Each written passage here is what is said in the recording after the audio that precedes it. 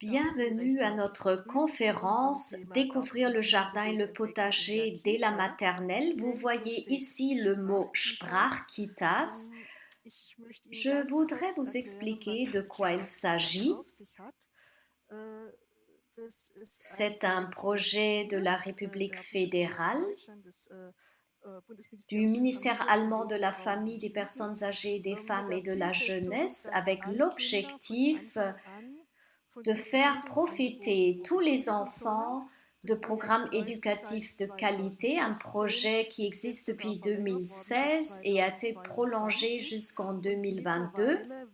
Et entre-temps, dans ce projet, plus de 6400 maternelles sont aidées.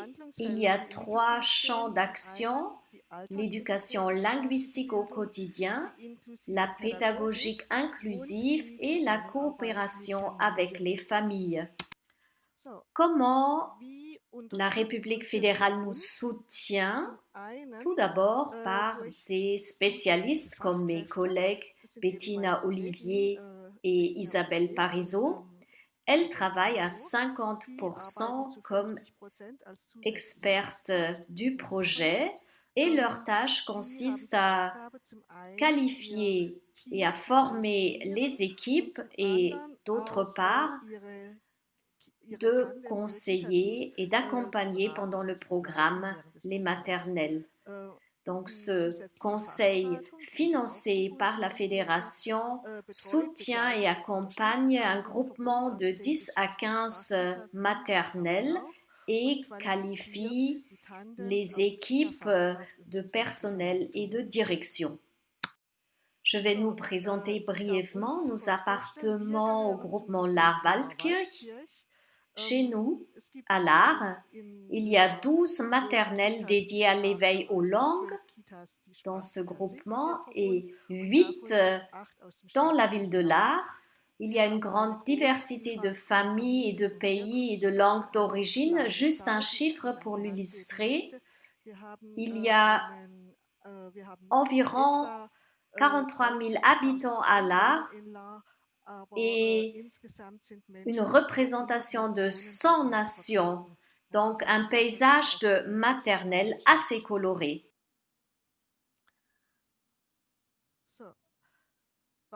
Pourquoi des projets de jardin dans le contexte des maternelles de langue?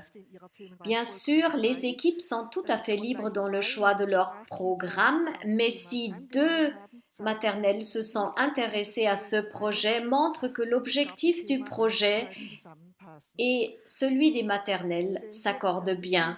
Vous voyez ici le premier objectif, l'éducation linguistique au quotidien.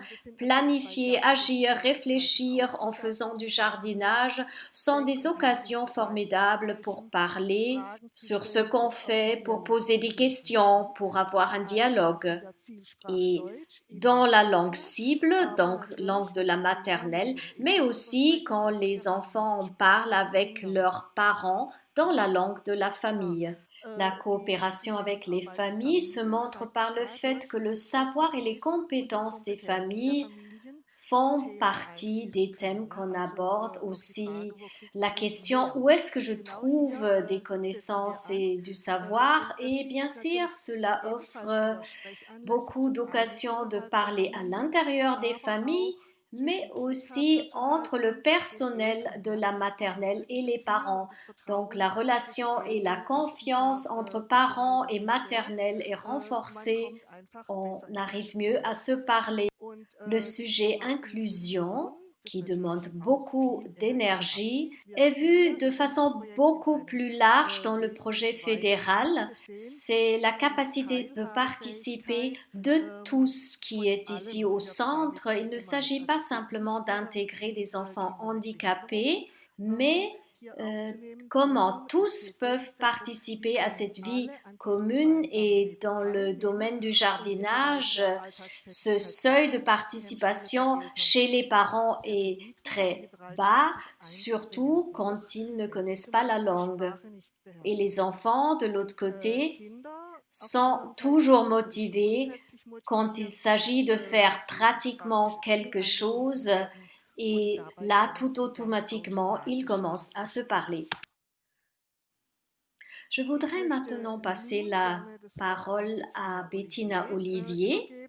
Elle va nous montrer où on peut trouver un soutien supplémentaire d'un point de vue matériel, mais aussi un soutien de savoir et de connaissances.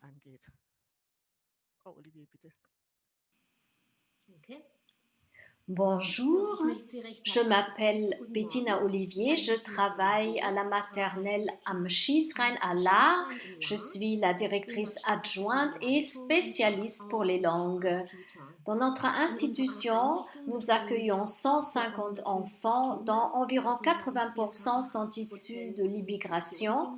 On parle chez nous plus de 20 langues. Depuis plus de 15 ans, notre objectif principal est d'accompagner le développement linguistique des enfants et nous participons à des programmes de soutien linguistique et depuis 4 ans, nous proposons le programme Sprachkita car la langue c'est la clé du monde. Nos propositions, soit ciblées, soit dans le jeu libre, visent l'expérience immédiate. Bien sûr, le projet de jardinage est parfaitement adapté. Les enfants font l'expérience de la langue avec tous leurs sens. Ils creusent, sèment, plantent, sarclent et arrosent. Le vocabulaire, la compréhension et la grammaire sont exercés en liant le langage aux activités. Par exemple, planter un jeune pouce, d'abord avec une petite pelle, nous faisons un petit trou, ensuite on prend le jeune pouce et ensuite on appuie un petit peu avec de la terre et à la fin on arrose la petite plante avec de l'eau. C'est ainsi que les enfants apprennent activité et langage. Les enfants ont la possibilité de participer à un processus plus long. Ils observent et entretiennent la plante de l'implantation, la croissance jusqu'à la consommation. Cette proposition pédagogique intéressante a besoin de soutien matériel et professionnel et ce soutien nous est apporté par le projet EDECA, des potagers pour les enfants. Nous allons croître ensemble. Ce projet fut créé en 2008 par la fondation EDECA. EDECA est un groupe agroalimentaire en Allemagne. EDECA est organisé de façon régionale et propose des produits régionaux. EDECA reconnaît sa responsabilité sociale et propose des projets pour les enfants. Bien sûr, crée ainsi aussi des liens dans la durée avec les clients, mais EDECA est exemplaire pour d'autres groupes qui font des projets analogues.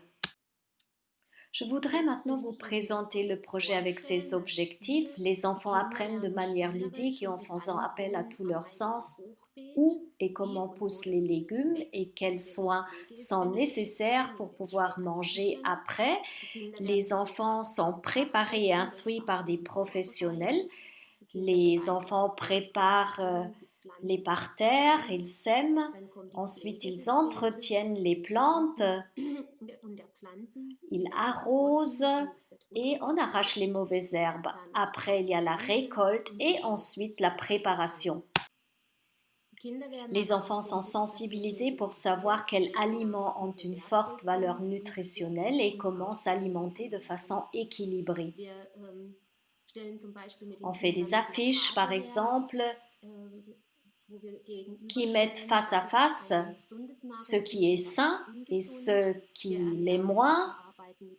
On travaille une pyramide de nutrition. Qu'est-ce qu'il faut manger beaucoup, comme les légumes et les fruits? Qu'est-ce qu'il faut manger moins, comme les chips, les chocolats et autres sucreries?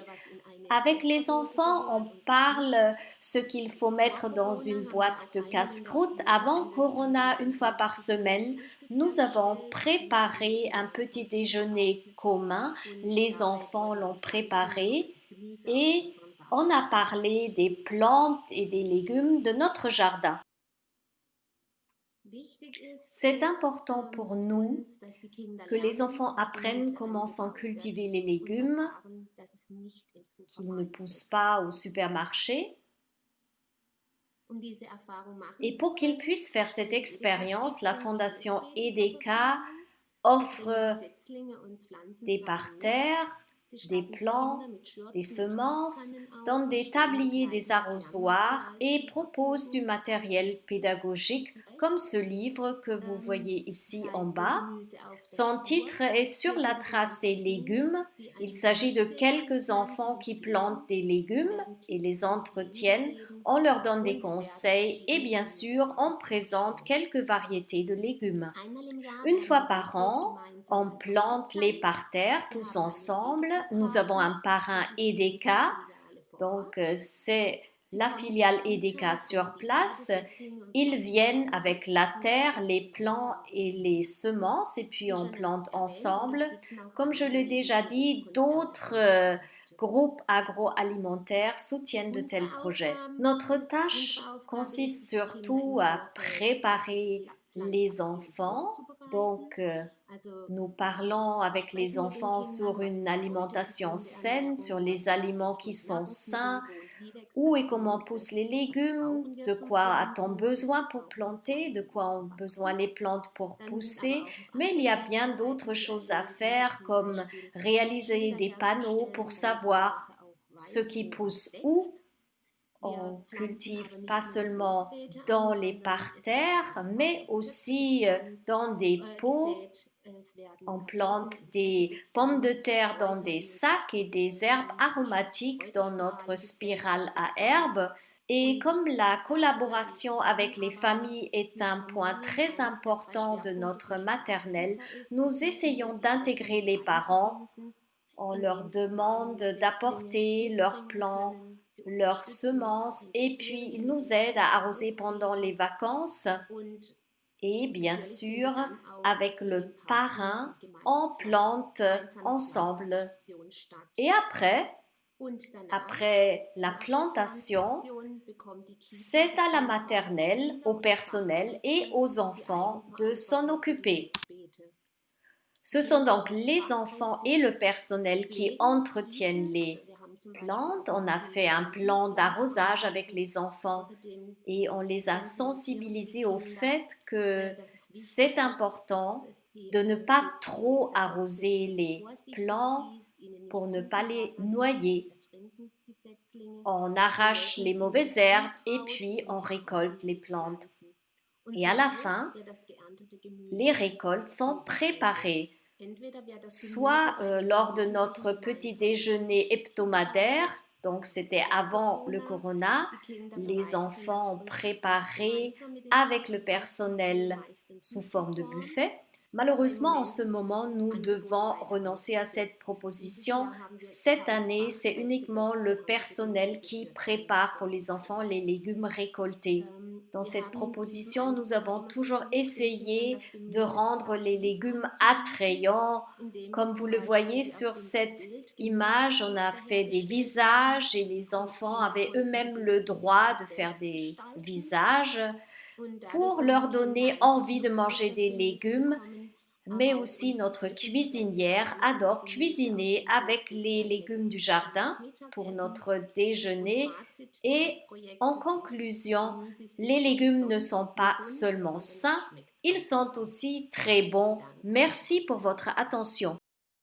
Je voudrais maintenant passer la parole à Isabelle Parisot.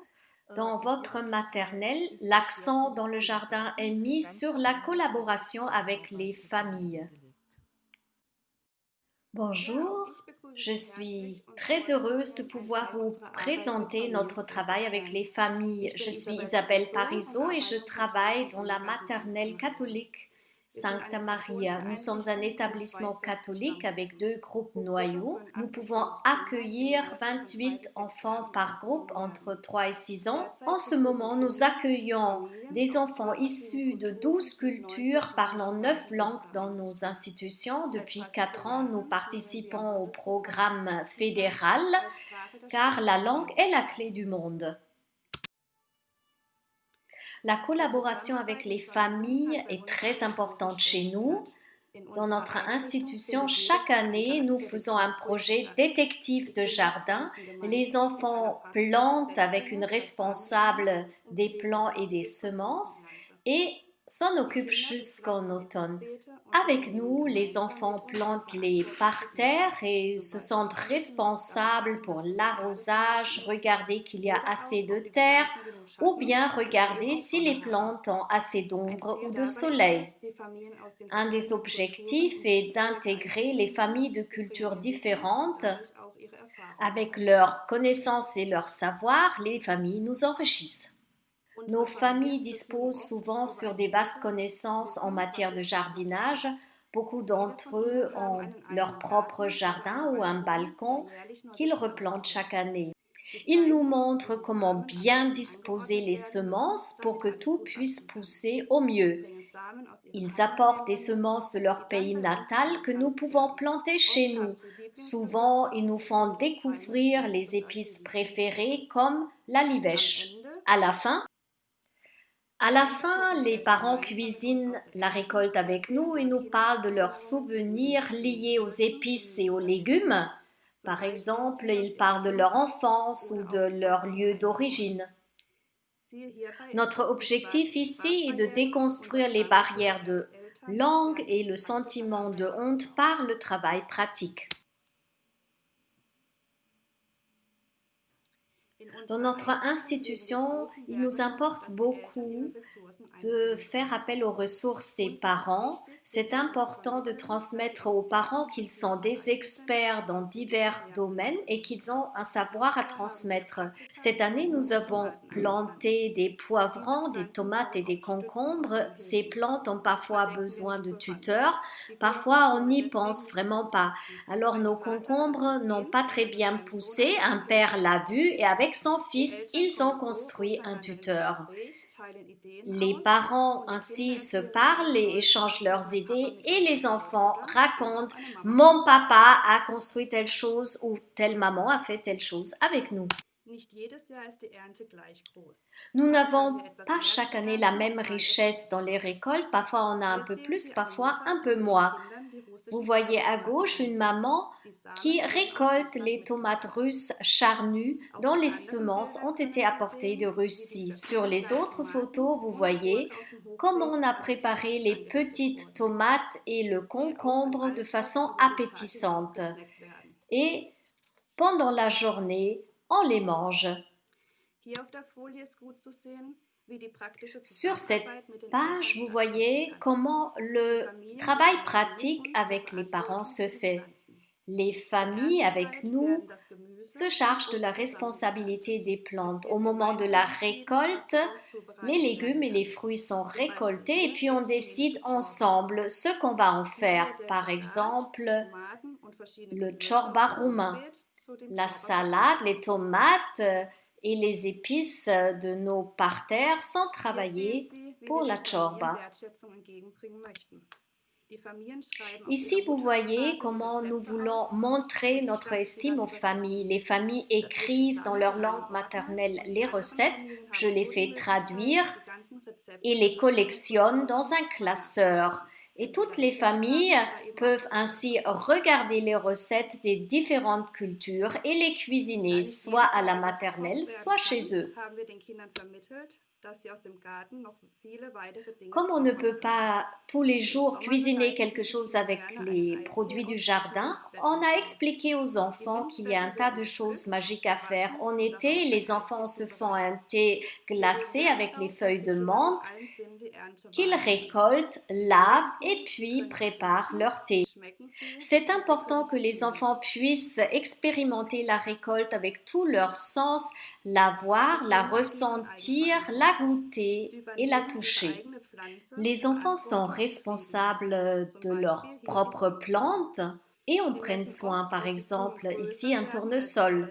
Souvent, ils mesurent si la plante est plus grande qu'eux-mêmes. D'abord, on les plante dans un pot et pendant les vacances, ils les ramènent à la maison, puis les rapportent après les vacances. Pour nous, c'est important que les parents, après les vacances plantent la plante dans le jardin et se sentent responsables en l'arrosant et bien sûr en mesurant. Dans notre institution, nous sommes très fiers de la collaboration avec les parents et aussi de pouvoir les familiariser davantage avec la langue allemande. Merci beaucoup. Maintenant, c'est à moi de continuer pour vous présenter un livre. Quand on planifie des projets, on a toujours besoin d'idées et le livre d'Eva Dana est vraiment un exemple formidable. Le livre présente 13 petits projets autour du jardin, des parterres, etc. Et ces projets proposent 5 à 7 propositions pour faire toute une année de jardinage. Ce ne sont pas seulement des idées pour les plus petits et le prix est tout à fait accessible. Le groupe ciblé, c'est le personnel pédagogique des crèches et maternelles. Le groupe d'âge ciblait les enfants de crèche, mais j'ai regardé de très près le livre et je peux vous dire qu'avec des petites modifications, on peut aussi l'appliquer aux 3 à 6 ans. Où puis-je trouver des informations quand je ne sais rien ou très peu? Comment jardiner? Tout au début, vous trouvez un aperçu de plantes adaptées. Vous avez des informations sur quoi faire attention, quand il faut semer et à quelle profondeur, quel lieu est adapté et à partir de quand on peut récolter.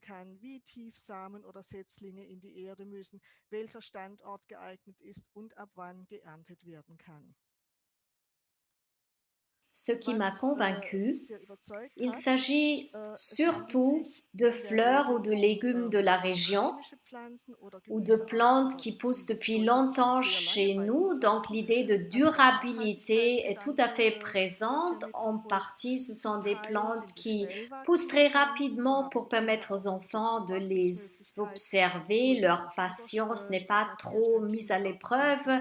Quelques semaines à cet âge, c'est long. Des salades et des radis, on peut les regarder pousser. Les plantes proposées poussent du printemps jusqu'à l'automne. Donc, même si ce sont des plantes qui poussent rapidement, vous avez des projets sur toute l'année.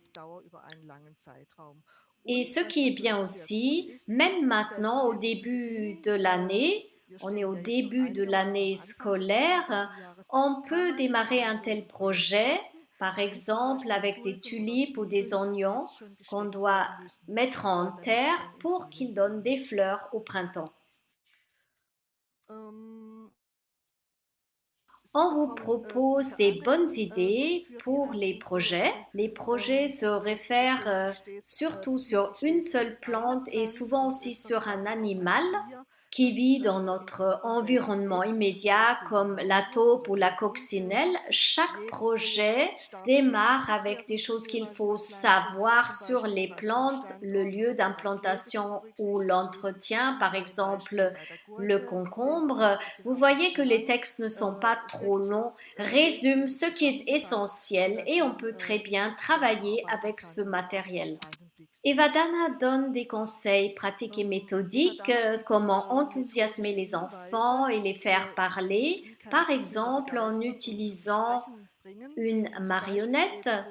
Et bien sûr, l'escargot, animal du jardin, est parfaitement adapté. On peut parfaitement soi-même confectionner la marionnette ou utiliser une marionnette Folkmanis avec sa bouche mobile. Beaucoup de crèches possèdent de telles marionnettes et même s'il faut les acheter, le prix de 35 € est vraiment un rapport qualité-prix abordable.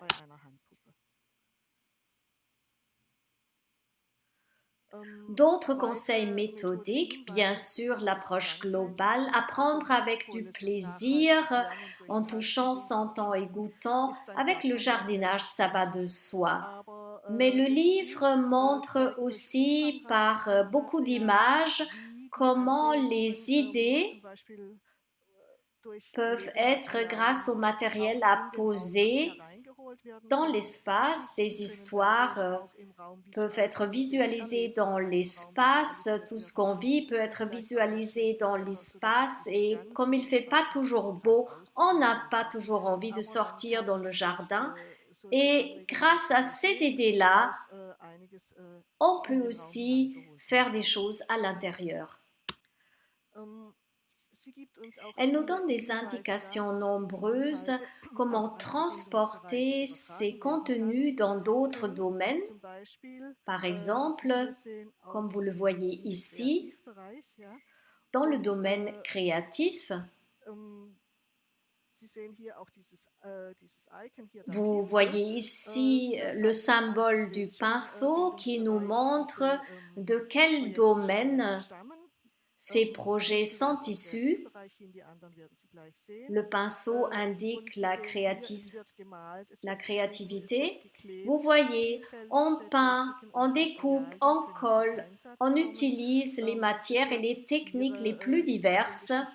Les animaux, des histoires sont bricolés, on dessine les plantes et de cette façon, les contenus sont approfondis, le vocabulaire est répété et bien sûr, l'action est portée au langage.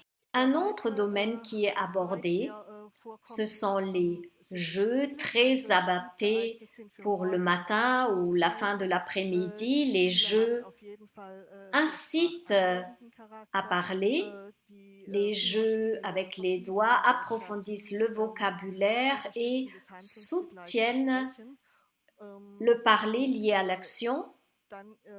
Et vous voyez en bas un jeu de toucher dans un pot de fleurs recouvert d'un tissu et je dois mettre la main et toucher quelque chose.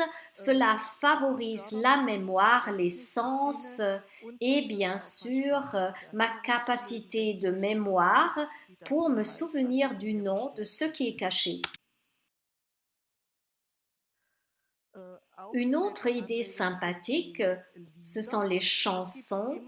Il y a toujours des thématiques avec des chansons ou des raps. Quand il s'agit de chansons, les mélodies sont connues grâce aux chansons d'enfants traditionnelles. Donc les éducatrices et les enfants connaissent très vite les mélodies et il ne faut qu'apprendre le texte.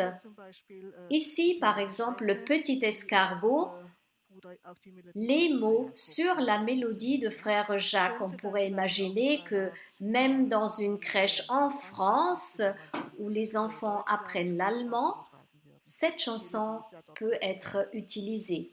Soutien à la lecture grâce à des petites histoires qui bien sûr se passent dans le jardin et comme avec toutes les histoires, on essaye d'entraîner la compétence de savoir suivre une histoire et la restituer. Vous voyez aussi quelques notions qui sont soulignées. En général, c'est des clés de compréhension soutenues aussi par du matériel iconographique, aident à visualiser et à mieux comprendre l'histoire. Ensuite, la rubrique Découvrir et comprendre le monde, des courts textes documentaires qui transmettent un savoir adapté aux enfants et livrent d'autres pistes méthodologiques pour faire des expériences directes avec la nature. Ces textes sont adaptés à des enfants plus grands surtout. Ici, dans ce texte, vous trouvez aussi des indications pour vous-même quand vous regardez un escargot et comment attirer l'attention des enfants. En conclusion, pour ce livre, Cresson, Potiron et Carottes, c'est un livre riche en images qui peut être utilisé à la crèche et à la maternelle car l'expérience de la nature fascine tous les âges, incite à parler et C'est une expérience personnelle profonde que aucun enfant émerveillé ne reste muet. Les enfants parlent quand ils sont émerveillés et bien sûr les propositions, les rimes, les chansons, les jeux avec les doigts, c'est pour les 3 à 6 ans et pour les plus petits quelque chose que tout le monde adore, surtout quand on a autant d'enfants dont l'allemand est seulement la deuxième langue et ça nous aide à l'apprentissage de l'allemand.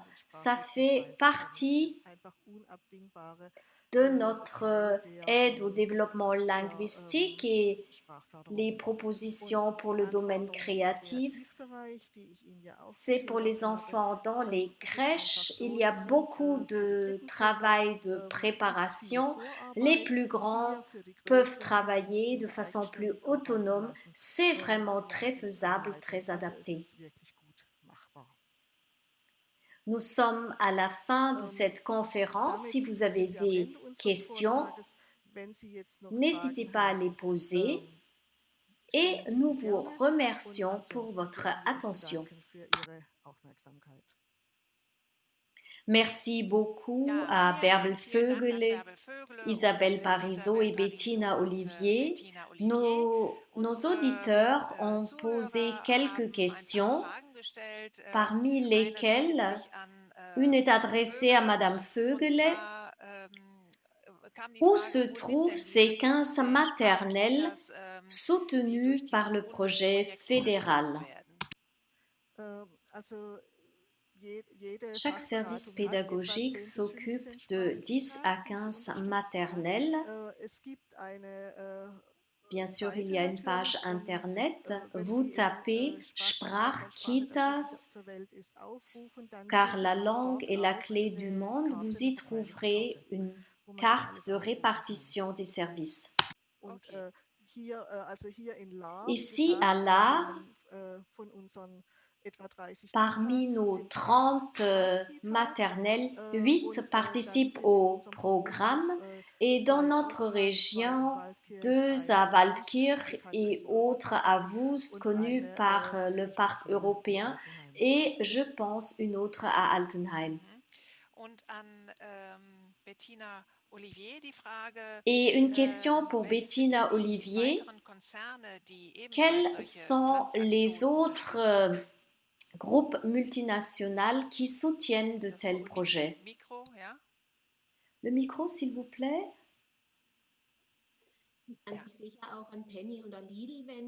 Vous pouvez vous adresser à Penny, à Lidl ou d'autres groupes qui existent en Allemagne. Bien sûr, ils veulent tous faire quelque chose pour la durabilité et je crois que si on les aborde en leur disant qu'un groupe le fait, même si au départ les réactions sont réservées, je crois qu'on pourrait obtenir un soutien par d'autres groupes de s'engager. Oui, moi aussi, je pense qu'en France également, peut-être c'est déjà le cas, nous en parlerons peut-être dans l'atelier 6, quand on présente la page internet Jardinons à l'école. Madame Parizeau, encore une question pour vous. Y a-t-il une liste dans laquelle les parents peuvent s'inscrire pour participer ou est-ce qu'il y a un plan? Quel jour les parents soutiennent les maternelles? Oui, au début de l'année, la première soirée de réunion, on fait une liste et on présente une liste de ressources et les parents peuvent s'y inscrire et dire ce qu'ils veulent faire, soit avec leur savoir dans le jardinage ou être les interprètes ou pour les excursions. Donc tout est noté et ensuite si on se rend compte si les parents sont encore timides à cause de la barrière de la langue, on leur parle ou quand on observe qu'ils voient et qu'il manque quelque chose, On leur parle et puis ils aiment nous soutenir. C'est formidable.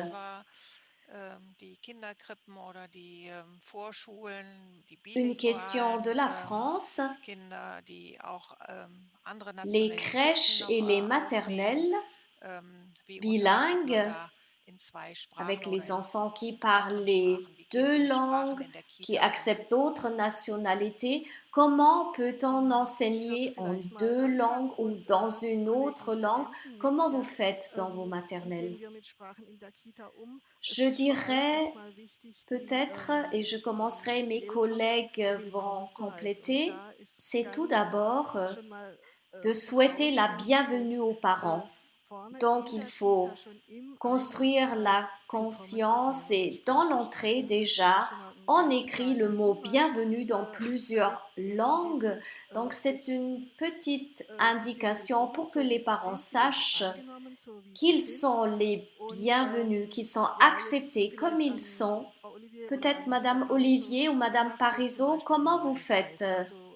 Bien sûr, la langue cible, c'est l'allemand chez nous, mais comment vous gérez les autres langues des enfants? Je ne sais pas qui va commencer. Chez nous, dans les espaces, on n'a pas le droit de chanter. Avant, on chantait dans toutes les langues. Avec Corona, c'est interdit, donc on entre dans les langues spontanées. Tim est à côté de moi et je sais que beaucoup d'enfants parlent beaucoup de langues et nous leur donnons l'occasion de saluer les enfants dans leur langue. Moi, je dis bonjour et puis les enfants disent good morning ou dans une autre langue. Et donc, nous avons dit bonjour dans beaucoup de langues. Ce sont des petites choses qui nous permettent d'intégrer toutes les langues et donner aux enfants la sensation d'être bienvenus d'où qu'ils viennent. Oui, nous faisons aussi des choses un peu comme ça. À Santa Maria, nous travaillons aussi avec des cartes d'images et donc les enfants nomment les objets aussi dans leur propre langue et parfois il y a des objets pour lesquels nous avons écrit les noms dans différentes langues et pour nous aussi le travail avec les parents est très important. On fait des cafés, on fait des dialogues, des tables rondes pour entrer en contact avec les parents. Je pense que votre bibliothèque aussi vaut d'être nommée. Oui, nous avons presque plus de 1000 livres dans notre bibliothèque qui permettent aux parents d'emprunter des livres et nous avons environ 150 livres dans des langues différentes que les parents peuvent emprunter. Ils s'inscrivent dans une liste et puis ils ramènent les livres quand ils n'en ont plus besoin, donc ils les rangent aussi eux-mêmes. Et ça marche très bien. Bien sûr, avec Corona, c'est un peu suspendu. Alors, je propose des sacs de livres aux parents que les parents peuvent emporter car les livres empruntés doivent faire une quarantaine. Ce qui est aussi aidé, c'est l'alphabétisation dans la langue maternelle.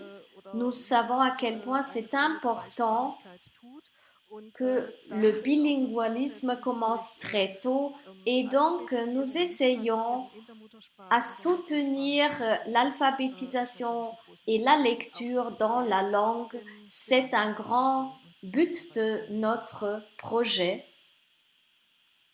Merci beaucoup. Il y a encore une question. Est-ce qu'il y a des matériels iconographiques ou des posters qu'on trouve dans plusieurs langues? Dans plusieurs langues. Cette affiche de bienvenue existe dans plusieurs langues. Daniela, je peux peut-être le mettre sur le lien. Bien sûr, il y a aussi les nombres qui sont sur une affiche, donc les nombres dans plusieurs langues. Je vais me renseigner et le mettre en réseau. Ce sont des choses qu'on peut tout à fait avoir. Et d'autre part, bien sûr, demander aux parents, si on ne sait pas comment on dit bienvenue dans les différentes langues, on demande aux parents, les uns et les autres nous le notent et font ça avec plaisir, comme à Santa Maria, la recette dans la langue de la famille. Donc si je peux noter les choses ainsi, les enfants aussi sont très fiers d'apporter le savoir de mon papa, de ma maman, de dire ils ont écrit pour notre maternelle. À l'entrée, nous avons un grand tableau avec une map monde et on voit d'où viennent toutes les familles et tout autour, nous avons les salutations et les bienvenus. Chez nous, par exemple, les chansons pour les anniversaires existent dans les différentes langues et nous demandons aux parents de nous noter les paroles. Ce sont des indications très importantes. Peut-être vous pourriez nous envoyer les liens pour qu'on puisse les diffuser à tous les participants. Et en ce qui concerne les affiches, dans l'atelier 6, nous allons présenter la page internet de Jardinons à l'école et vous pouvez avoir des affiches, les commander en français.